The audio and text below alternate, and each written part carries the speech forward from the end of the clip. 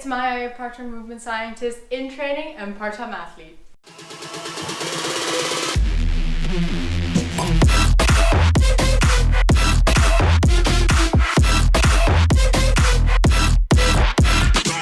For today's video, I'll be showing you functional full body workouts which you can do with a dumbbell.